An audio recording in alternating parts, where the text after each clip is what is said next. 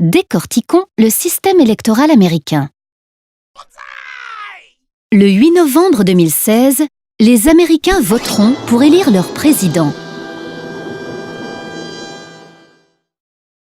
Aux États-Unis, le suffrage est indirect car les électeurs ne votent pas directement pour le président, mais pour des grands électeurs désignés dans chaque État par les partis politiques, notamment les deux partis qui dominent la vie politique américaine, les républicains et les démocrates.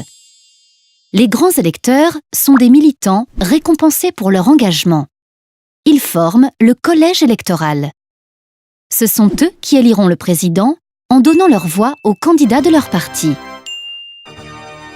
À l'échelle du pays, le nombre total de grands électeurs est égal au nombre de sénateurs, 100, et de représentants à la Chambre des représentants, 435, auxquels on ajoute les grands électeurs du district de Columbia, qui n'est pas un État, mais en a quand même 3, soit 538.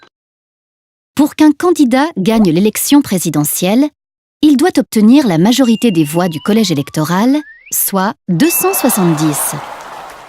Dans chaque État, le nombre de grands électeurs est différent.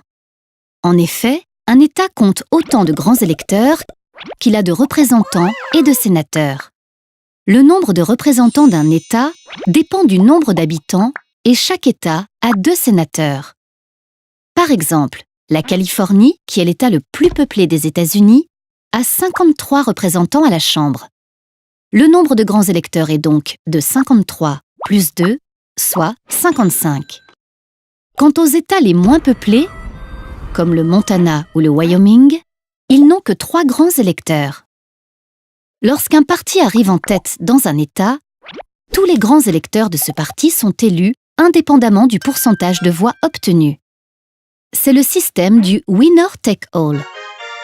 Par exemple, si les démocrates arrivent en tête dans l'Illinois avec 42% des voix, les 20 grands électeurs de l'État sont démocrates. Dans certains États, l'issue du scrutin est connue à l'avance. Par exemple, le Texas a toujours voté républicain depuis 1980, alors que l'État de New York est fidèle aux démocrates depuis 1988. Cependant, dans certains États comme la Floride, l'Ohio ou la Pennsylvanie, les 2 grands partis sont très proches et la majorité peut facilement basculer d'une élection à l'autre. On les appelle des swing states. Les résultats des swing states sont donc déterminants.